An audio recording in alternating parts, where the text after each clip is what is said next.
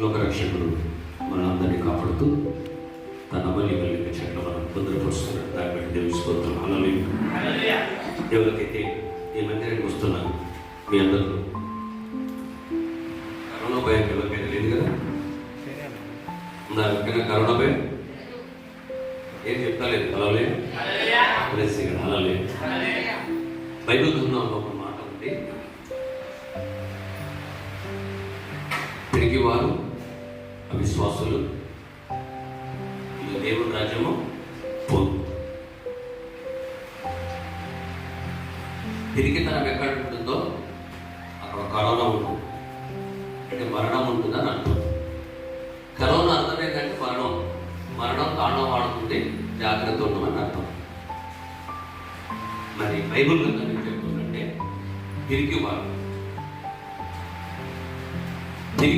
దేవుని రాజ్యాన్ని స్వతంత్రించుకున్నారు. తిరిగి వారికి పరలోక రాజ్యంలో స్థానము లేదు. జాగ్రత్త పడాలి, ధైర్యం ఉండాలి, ప్రార్థన చేయాలి, ఆరాధన చేయాలి, దేవుణ్ణి ఆరాధించాలి. కొంతమంది భయపడి ఎక్కడో దాక్కుంటున్నారు కదా, ఫామ్ హౌస్లో ఎక్కడెక్కడ దాక్కున్నారు. నేను ఒక మాట ఉంటాను, ఈ గాలి దగ్గర మనం పీల్చే గాలి కదా, ఒక 5 నిమిషాలు ముక్కు నోరు మూస్తున్నాం, ఈ గాలి బంధువు కరోనా వస్తుందని ఏమవుతుంది? ఈ కరోనా దగ్గరికి రాదు, అది మనలో చూసి భయపడుతుంది. సరే బ్రతికున్నప్పుడు కరోనా చూసి భయపడుతున్నావు కదా, నువ్వు కన్ను కూర్చున్నాక అది చూసి భయపడుతుంది. ఎందుకు? వాడి దగ్గరికి పోతే నేను చచ్చిపోతా. సముద్రానికి వెళ్ళినా, ఆకాశ మండలికి వెళ్ళినా, ఈ గాల్పు లేని ధనవంతుడైనా, ప్రపంచంలో నంబర్ 1 ధనవంతుడైనా, నంబర్ 2 ధనవంతుడైనా, ఏమీ లేనివాడైనా ఇదే గాల్పు తీరుస్తాడు. ఇది లేని వాడు చనిపోతాడు. కనుక నువ్వు ఎక్కడ తప్పుకున్నా అది వెళ్తూనే ఉంటుంది గాల్పులో. ప్రపంచానికి అర్థమవుతుంది, కానీ బైబిల్ గ్రంథంలో క్లియర్గా చెప్పాడు, యెహోవా యందు భయభక్తుల వారిని దేవుడు దీవిస్తాడు. జయించువాడు వాటిని స్వతంత్రించుకోను. నేను వారికి దేవుడనై యుందును. ఎప్పుడు? జయించిన వారికే దేవుడు. జయించిన వారికి నేను దేవుడను.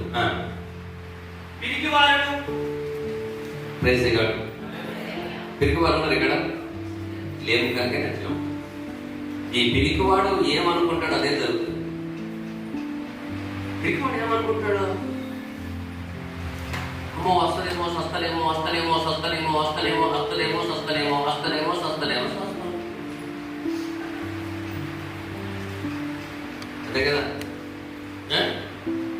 దేవుడికి భయపడేమనుకుంటాడు, అది ఏం చేసి నేను బ్రతుకుతా, అదేం చేసి నేను బ్రతుకుతా, అదేం చేసి నేను బ్రతుకుతా, వల్ల సోమలు బతుకుతా. ఒక్క చిన్న దాంట్లో ఇంత ప్రాబ్లం అయ్యి మందిరాల్లో ఉంటే ఇంకా రాబోయే రోజులు లేచింది ఉండదు. గుర్తుపెట్టు, నిజమైన విశ్వాసులు అవిశ్వాసులు బయటపడుతున్నారు. బ్రెజిల్ అర్థమైందా? అయితే ఈ రోజు పోయిన వారు ఏమంటే మనం తిరిగి వారిను, అవిశ్వాసులను, అసహ్యులను, నరహంతకులను, వ్యభిచారులను, మాంత్రికులను, విగ్రహారాధికులను, అబద్ధికులను ఎన్నున్నాయి?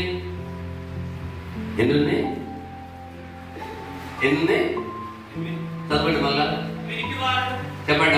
ఒకటేంటి? మీరంతా చెప్పాలా? దేవుని నమ్మిన తర్వాత ఎప్పుడైతే మనం రక్షణ పొందినామో అప్పుడే మనకు నిత్య జీవం వచ్చింది కనుక ఇంకా నువ్వు భయపడవసరం ఏమి. తిరిగి వారును, 2 అవిశ్వాసులు, 3 అసహ్యులు, నరహంతకులు, వ్యభిచారులను, మాంత్రికులను, విగ్రహారాధికులను, అందరూ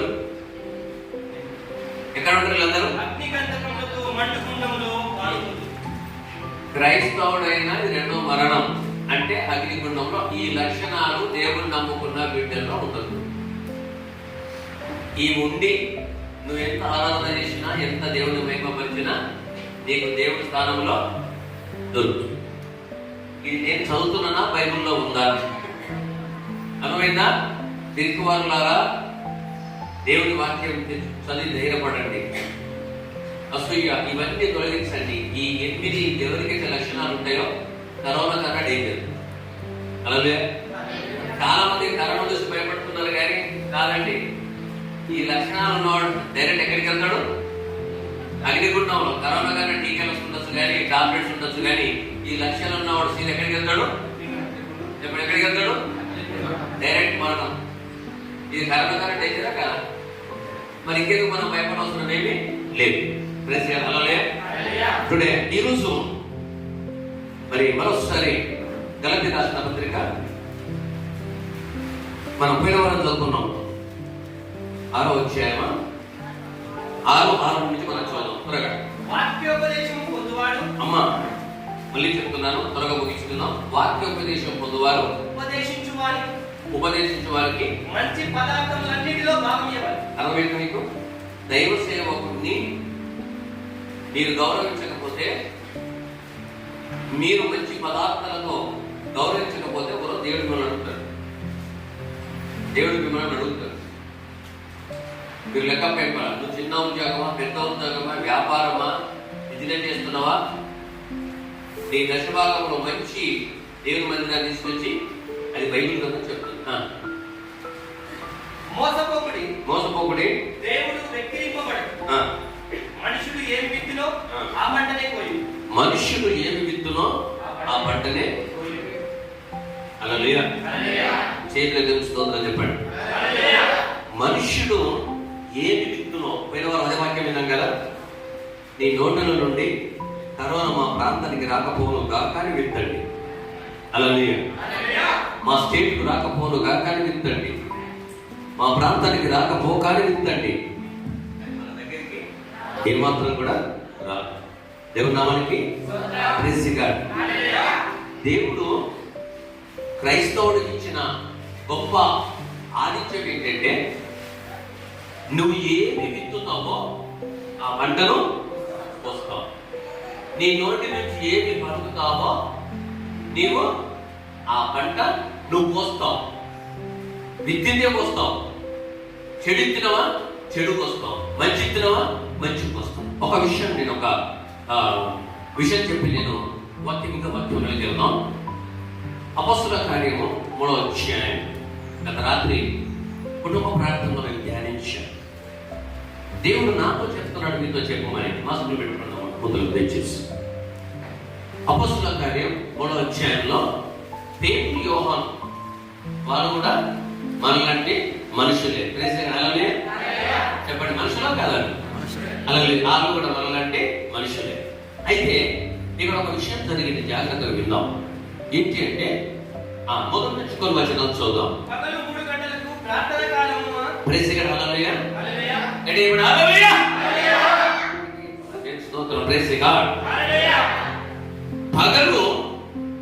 గంటలకు పేతురు, యోహాను ఎక్కడికి వెళ్ళారు? దేవాలయానికి. ఎందుకు వెళ్తారు? ప్రార్థన. గుర్తుపెట్టుకోండి, దేవాలయంలో దేవుడు ఉంటాడు కనుక మనం వెళ్ళేది ప్రార్థించుకోవడానికి, దేవుడితో మాట్లాడడానికి, దేవుడితో సంభాషించడానికి, మన సమస్యలు చెప్పుకోవడానికి. ఈ పేతురు, యోహానులో 3 గంటలకు దేవుడి యొక్క మందిరానికి వెళ్తున్నారు. పుట్టినది మొదలుకొని గుడ్డివాడ, ఒక గుడ్డివాడు ఎలా పుట్టాడట? తల్లి గర్భము నుండి మొదలుకొని గుడ్డివాడిగానే జన్మించాడు. ఎవరైనా గుడ్డివాడు ఉండాలనుకుంటామా? గుడ్డివాడు ఉండాలనుకుంటామా? ఎవరు కూడా అందరం మంచిగా ఉండాలనుకుంటాం. కనుక ఈ రోజు మనం మంచిగా ఉన్నాం కనుక, అవునా, దేవుని స్తోత్రం. వాళ్ళ కొరకు కూడా మనం ప్రార్థన చేయాలి. అయితే ఈ వ్యక్తి తల్లి గర్భము నుండి అంగహీనుడుగా, కుంటివాడుగా జన్మించాడు.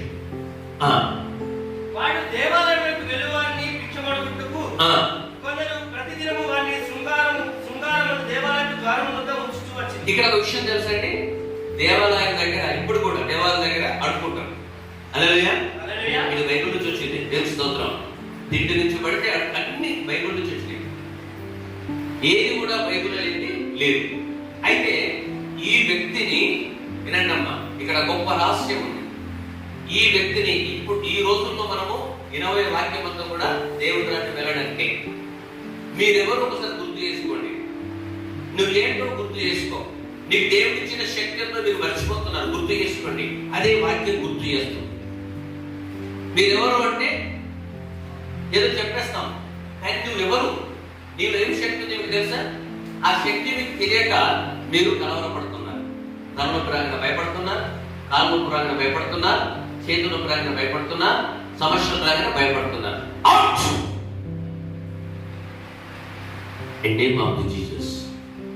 ప్రభు నీకు అధికారం ఇచ్చింది తెలుసా? మీకు ఒక యాజకుడు నిలబెట్టాడు ఇక్కడ తెలుసా? మీకు ఒక సేవకు నిలబెట్టాడు తెలుసా? ఇది నేను మర్చిపోతున్నాను. ఇది మనవద్దు. ప్రతి సహోదరి సహోదరుడు గుర్తుపెట్టుకోండి, మాట్లాడడం నేర్చుకోండి. ఇక్కడ ఇదే ఒక విషయాన్ని ఈరోజు ఏ విత్తుతామో పంట మనము కోస్తాం. నిన్ను ఏ విత్తుమన్నాడు దేవుడు, ఆ విషయం మనం నేర్చుకుంటున్నాం. అయితే ఈ వ్యక్తిని కొంతమంది ప్రతిరోజు శృంగారం అనే దేవాలయం దగ్గర అతన్ని తీసుకుని వచ్చి భిక్షం అడగడానికి తెచ్చుతున్నారు. దేని కొరకు? భిక్షం అడగడానికి. ఎందుకంటే వాడు నడవలేడు, వాడికి తిండి కావాలా, ఇంట్లో భారం అయిపోయాడు, వాడి పరిస్థితి అలా ఉంది. వాడు అక్కడ కూర్చుతున్నారు, వాడు సాయంత్రం అయిన తర్వాత మళ్ళీ తీసుకెళ్తున్నారు. ఇదే విధంగా వాడి జీవితం నడుస్తుంది. వాడు సంతోషంగా ఉన్నాడు ఎప్పుడైనా? ఎన్ని డబ్బులు వచ్చినా సంతోషంగా ఉండడు. వాడు నడవాలనుకుంటాడు, వాడు మాట్లాడాలనుకుంటాడు, అందరిలాగా తిరగాలనుకుంటాడు, అందరిలాగా ఉండాలనుకుంటాడు. కానీ ఇక్కడ పరిస్థితి ఏంటంటే వాడు నడవలేడు. కనుక ఈ పనికిరాని వాడు దేనికి పనిస్తాడు? అడుక్కోవడానికే పనిస్తాడని ఈ లోకం అనుకుంటుంది. హల్లెలూయా, హల్లెలూయా. అందుకని లోకం ఏం చేస్తుందంటే గుడ్డివాడు పనికిరాని వాడితో కూడా బిజినెస్ చేస్తుంది. ఏమని? వాడి ద్వారా కొంత డబ్బు సంపాదించి. ఈ లోకం అంతే. దేవుడిని అర్థం చేసుకుంటలేరు, దేవుడి విషయం ఆలోచిస్తలేరు. ఏ విధంగా సంపాదించాలా, ఎవరిని ఎట్లా ఉంచాలా, ఎవరిని ఎట్లా ఫ్రాడ్ చేయాలా, ఇదే ఆలోచనలు ఉన్నారు తప్ప దేవుడికి భయపడతలేదు. హల్లెలూయా, హల్లెలూయా. వెళ్ళినప్పుడు వాళ్ళ దగ్గర ఒక క్వశ్చన్ వేశారు నాకు. సార్ ఇదంతా ఏంది అన్న అంటే సరిపోతున్నారు కదా. నేనన్నా దేవుడే సాగు అన్నాడు, అంతే కదా, మారాలా. ఇప్పుడైనా దేవుడు భయపడుతున్నారా? వ్యవస్థ భయపడుతుందా? ఏమండి, ఎక్కడో అక్కడ దేవుడిని భగవంతుని ప్రార్థన చేయండి, దేవుడు ఆపుతాడు. ఈ వ్యవస్థ నడుస్తున్నది. ఒక రోజు 3 గంటల సమయంలో పేతురు యోహానులు ఎక్కడికి వెళ్తున్నారు? ఎక్కడికి వెళ్తున్నారు? ఎత్తిన చేతులు, ఎత్తని చేతులు, గట్టి ఎవరికంటే హల్లెలూయా అని కరోనా తాగవుతున్నారు. Praise God. స్తోత్రం. జాగ్రత్తగా ఉండాలా, విశ్వాసంలో ఉండాలా, దేవుడు కార్యం చేస్తాడు. దేవుడు నామమునకి హల్లెలూయా. అయితే 3 గంటలకు వీరు ఇద్దరు ప్రార్థన కొరకు వెళ్తున్నారు. ఎక్కడికి వెళ్తున్నారో? మందిరానికి వెళ్తున్నారు. ఇక్కడ ఒక విషయం జరిగింది, ఇందులో ఒక గొప్ప మర్మం ఉంది, అది మన దగ్గర ఉంది. ఇప్పుడు మీరు తెలుసుకోవాలి. పేతురు యోహాను దేవాలయంలో ప్రవేశింపబోనప్పుడు వాడు చూచి భిక్షం అడగగా ఏం అలవాటుంది? అమ్మా రూపాయి, అయ్యా రూపాయి. అలవాటు ఎవరు అలవాటు చేశారు? వాడు ఇంటి వాడని తెలిసి, పనికిరాని తెలిసి వ్యవస్థ వారిని ఆ స్థితిలో దించేది. దేవుడు మనకి దేవుడు మనల్ని అడుక్కోవడానికి పుట్టియలే లోకంలో, భయపడడానికి పుట్టియలే లోకంలో, ఆజ్ఞాపించుకున్న విషయం తెలుసా? బాప్తిసం తీసుకున్నప్పుడే మనం చనిపోయి తిరిగి లేచినాం. ఇక ఎవడంటే చంపేది? ఏ కారణం చంపుతుంది? నేను భయపడి రూపులో తాక్కుడు కాల్పు రాదు. ఆ కాల్పుతో రాదని నువ్వు ఎంత ఎక్కడికి పోతుంది? తిరిగి వాళ్ళ దగ్గరికి పోతుంది. దేవుడు నామకే సగం రోగం వస్తుంది. అర్థమైందా? నువ్వెవరు తెలుసుకో. ఎంతకాలం తిరిగితనం ఉంటుంది, ఎంతకాలం నువ్వు భయపడతావు. నో, నీవు నమ్ముకున్న దేవుడు గొప్పవాడు. ఎక్కడున్నాడు ఆయన? వారిని చూస్తున్నాడు. నేను ఇక నువ్వు భయపడవసరము లేదు. దేవుడు నామానికి ఎక్కువ భయపడాలా? మందిరం రాకపోతే, దేవుని వాక్యానుసారంగా బ్రతకకపోతే, అనవసరమైన ఆలోచన కానీ నువ్వు దేవుడి వాక్యం ఉందో అని విన్నప్పుడు నువ్వు భయపడవసరము లేదు. అయితే వీడికి అలవాటు అయితే కనుక అదే స్థితిలో ఏమంటున్నాడు, అయ్యలారా నాకేమన్నా నువ్వు అంటున్నాడు. పేతురు యోహాను వారి తేరి చూసి, పేతురు యోహాను వారి తేరి చూసి మా తట్టు చూడమని ఏమన్నారు, మా తట్టు వాళ్ళు మనుషులా కారా, వాళ్ళు దేవుని బిడ్డలా కారా? ఈరోజు మనుషులమా కామా అనుమానమా? మరి కొంతమంది చెప్తారు మనుషులా కారా? నేనైతే మనిషి, దేవుని బిడ్డను, నేను దేనికి భయపడా, కరోనా దగ్గరికి రాదు, నేను ఇంట్లో తక్కువ. హల్లెలూయా, దేవుని నామానికి హల్లెలూయా, హల్లెలూయా. అర్థం చేసుకోండి. మాస్కులు పెట్టుకోండి, మాస్కులు ఏమైనా బయట పంపండి. ఎవరన్నా స్టాప్ చేయండి, ఎందుకంటే ఇక్కడ చేతులు లేవు, అలా చేసేది. ఎవరైనా బయట కూర్చొని వస్తే రాని స్టాప్ చేసేయండి. ఇది ఫుల్ అయిపోయింది, స్టాప్ చేసేయండి, కనిపెట్టి. హల్లెలూయా. నేను ముగిస్తున్నాను. 2 విషయాలు మీరు అర్థం చేసుకోండి. ఏమన్నాడు, వారిని తేరి చూచి మా తట్టు చూడమని అన్నారు బాబు. మా తట్టు చూడమన్నారు. వాడు వారి యొక్క ఏమైనా దొరుకునని కనిపెట్టచ్చు. ఆయన ఏం అలవాటు ఉంది? హల్లెలూయా. అమ్మా వింటున్నారా వాక్యము? ఏం అలవాటు ఉంది వారికి? అడుక్కోవడం అలవాటు. మనం అడుక్కుంటామా ఇష్టమా? అర్థమవుతుందా? పుచ్చుకుంటా కంటే ఇచ్చుట మీరు. అయితే అదే స్థితిలో వారిని అడిగినప్పుడు వాళ్ళు ఏమంటారో చూద్దాం. అంతటా పేతురు వెండి బంగారములు మా యొద్ద లేవు, వాటికైనా విలువైనవి ఉన్నాయి. ఏంటి వాటికైనా విలువైనవి?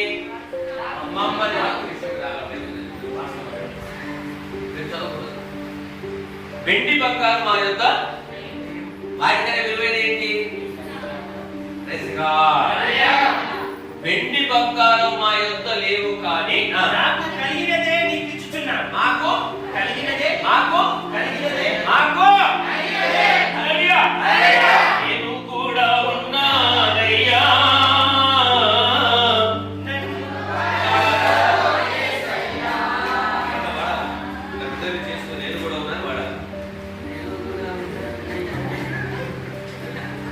ఎక్కడ ఏడు వాడుతున్నా ఎవరు దేవుడు అనుకుంటాడు, ఎటు వాడుతున్నాడు నాకా అడిగా.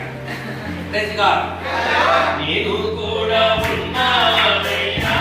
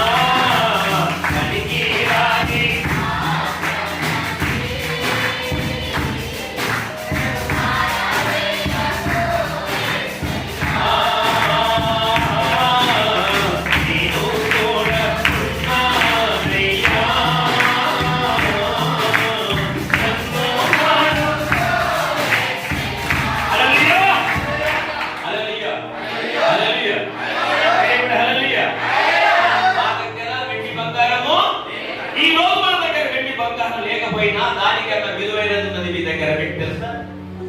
తెలియదు. డాక్టర్ చచ్చిపోతాడు భయపడతాడు. డాక్టర్ చేసిన వాడు డాక్టర్ చనిపోతాడని చెప్తే మాస్టర్ దగ్గరికి ఏమన్నాడు, ఏమి కాదు అన్నిటికన్నా పెద్ద డిగ్రీ అది. అర్థమైందా మీకు? ఇక్కడ బంగారం వెండి మా దగ్గర లేదు, కానీ నాకు కలిగినదే నీకు ఇచ్చుచున్నాను. మనకేం కలిగింది? వారికి ఏముంటుందో ఈ రోజు కూడా మనకు ఉన్నది. అది గ్రహిస్తలేదు మీరు. మాకు కలిగినదే మీకు ఇస్తున్నా. ఏంటి అనగానే వాడు ఆశ్చర్యపోతుంది. ఏం ఇంకా బంగారం వెండి కన్నా విలువైనది ఏముండదో ఏమిస్తుందో అని వాడి కనుక్కుంటూ కనుక అలవాట్లో ఉన్నాడు. నజరేయుడైన యేసుక్రీస్తు నామమున నడువమని చెప్పి వాడి కుడి చెయ్యి పట్టుకొని లేవనెత్తాడు. వెంటనే వారి పాదములు చీలమండలు బలం పొందారు.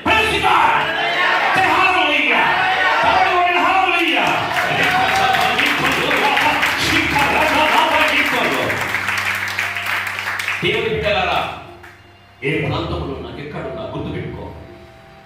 వారికి ఉన్న అధికారం బంగారు వెండి వాళ్ళ దగ్గర లేదు, డబ్బు లేదు. ఈ రోజు నీ డబ్బు లేకపోతుండొచ్చు, కానీ నీ నోటిలో దేవుని శక్తి ఉంది. ప్రతి ఒక్కరి నోటిలో, నా నోటిలో, నీ నీటిలో దేవుని అభిషేకం ఉంది. అందుకే ఏమన్నాడు పేతురు, యోహాను ఏమన్నారు? నజరేయుడైన యేసు క్రీస్తు నామములో వారి చేతు ముట్టిన వెంటనే వారి కాళ్ళు చేతులు మొత్తం ఒకటే లేచి వారితో కూడా నడుస్తున్నాడు. బిడ్డ, నువ్వెవరో తెలుసా? నీ నోటిలో ఏం శక్తి ఉందో తెలుసా? నీ నోటిలో ఏం బలం ఉందో తెలుసా? ఆ శక్తిని సాతానుడు దాచిపెట్టాడు, దాన్ని దొంగిలించాడు. నీ నోటిలో పలకరిస్తలేడు. ఏ బాధ రాగానే, ఏ సమస్య రాగానే నీవు అయ్యో డాక్టర్ వచ్చే, కానీ నీ నోటిలో అభిషేకం ఉన్నదన్న విషయాన్ని నీవు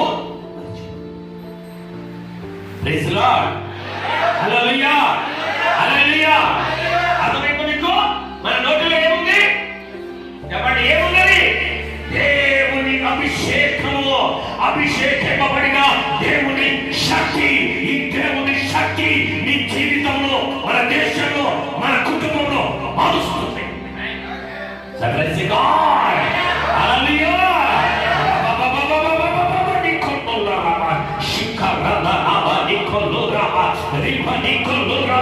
దేవుని అభిషేకము మన పైన ఉంది.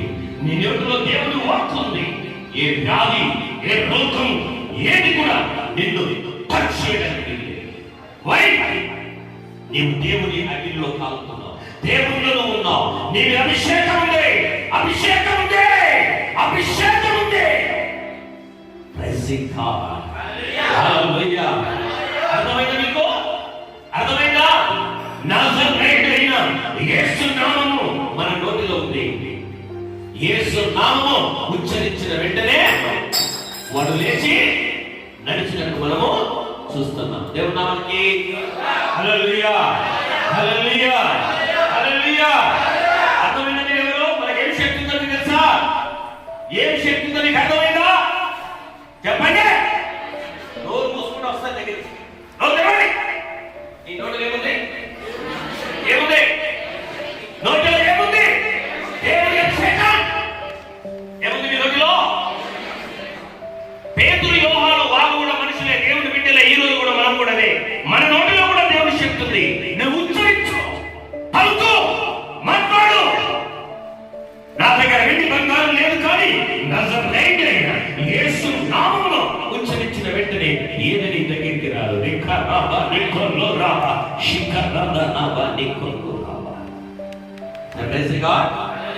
అదే విధంగా వాడు లేచి నడిచాడు. చదవండి. వాడు దిక్కున లేచి నిలిచి నడిచెను. నడుచుచు గంతులు వేయుచు దేవుని స్తుతించుచు వారితో కూడా దేవాలయంలోనికి వెళ్ళాడు. Praise God. లేచాడు, గంతులేస్తూ వారితో నడిచాడు. అక్కడ ఉన్న వాళ్ళందరూ కూడా ఆశ్చర్యపోయారు. వీడు పుట్టుకతో పుట్టివాడు కదా, పుట్టుకతో పుట్టివాడైనా, పుట్టుకతో పుట్టివాడైనా ఏది ఉన్నా యేసు నామం పలుకు. దేవుడి ఇచ్చిన అధికారం మనకది, దేవుడి ఇచ్చిన అధికారం మనకది. ప్రైజ్ గాడ్, హల్లెలూయా, హల్లెలూయా. ఒక విషయం మనం లూకా సువార్త 6వ అధ్యాయం 35వ వచనం చూద్దాం ఒకసారి. లూకా 6:38. క్షమించుడి. ఎలాంటి జాగ్రత్త? క్షమించుడి, అప్పుడు మీరు క్షమింపబడుదురు. హల్లెలూయా, హల్లెలూయా. క్షమించే హృదయం మనకు ఉండాలి. ఎందుకు చెప్తున్నానంటే ప్రభు రాబోతున్నాడు కనుక ఈ సమయంలో మనము మారదాం. దేవుని భక్తి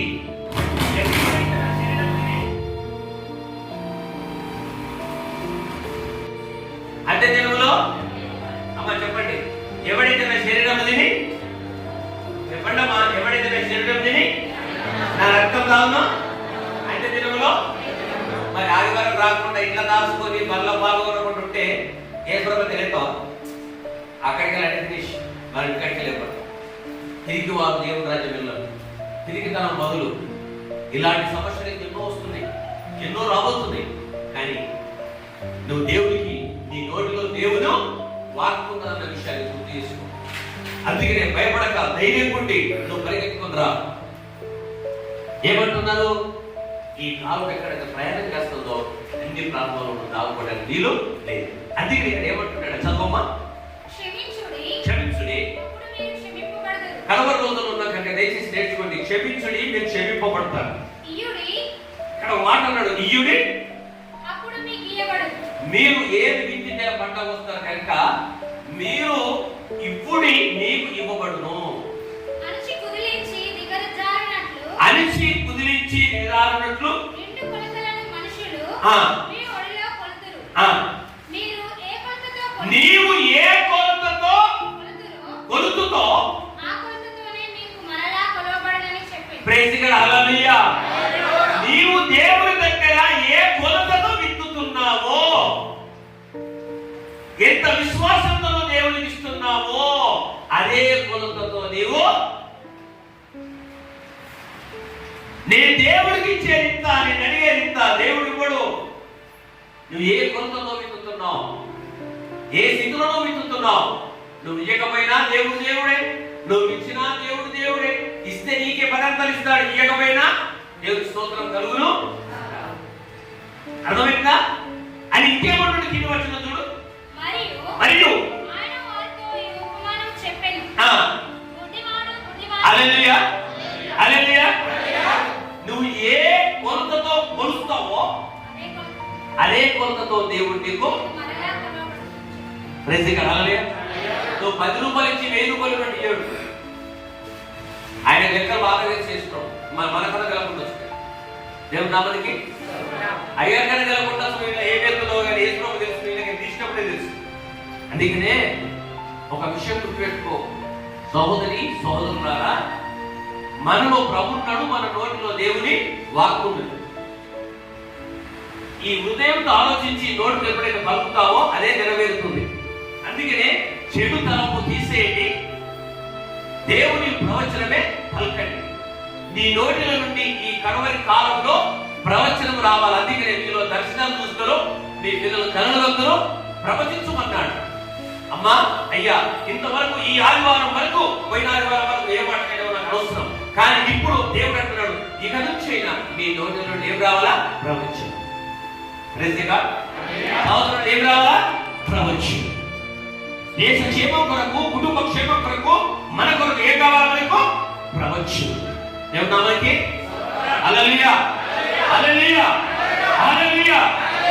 ఏ కొలతతో కొలుస్తావో దేవుడు నీకు ఆ కొలతతో ఇస్తాడు. నువ్వు ఏ కొలతతో నోటితో పలుకుతావో అదే కొలత దేవుడు ఇస్తాడు.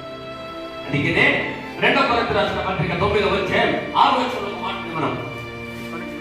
2 కొరింథీ రాసిన పత్రిక 6వ అధ్యాయం 9వ వచనం. ఇక్కడ ఉండి చూడండి, 9:6లో కొంచెముగా విత్తువాడు కొంచెంగా పంట కోయు. హల్లెలూయా, ప్రైజ్ ది లార్డ్. ఎకరం పొలం ఉందనుకుందాం, 2 ఎకరాల పంట ఉందా? నువ్వు కొంచెంగా విత్తుతే కొంచెం పంటకు వస్తాం. సమృద్ధిగా విత్తువాడు సమృద్ధిగా విత్తువాడు సమృద్ధిగా పంట కోయు. హల్లెలూయా.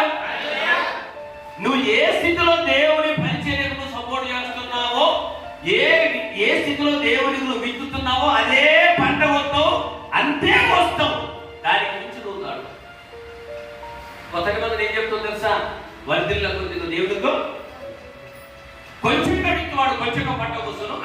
సమృద్ధిగా విత్తువాడు సమృద్ధిగా విత్తువాడు సమృద్ధిగా పంట కోయు. సమృద్ధిగా పంట వస్తాడు సంతోషంగా అని ఈ విషయమై చెప్పవచ్చు.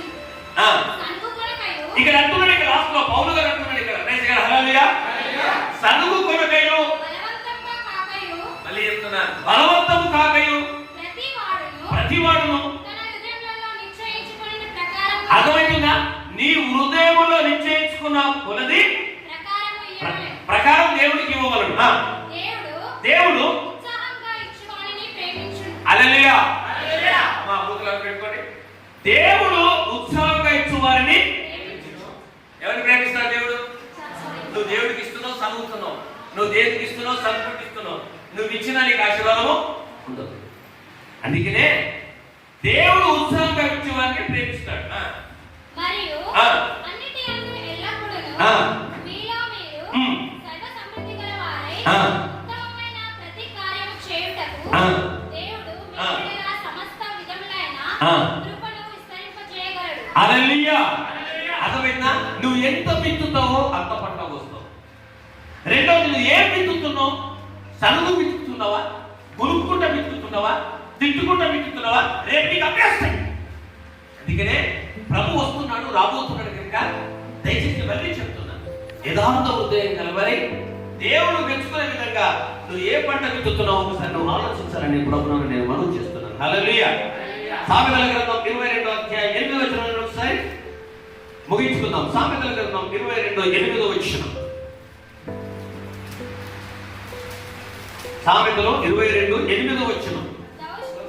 దౌష్ట్యమును విత్తువాడు కీడును కోయును, వాని క్రోధమును దండంలో కాలిపోవును. దయాదృష్టి గలవాడు తన ఆహారంలో కొంత దరిద్రునికి ఇచ్చును, అట్టివాడు దీవెన నందు. హల్లెలూయా. దయచేసి అంత లేచి నిలబడండి ఒకసారి.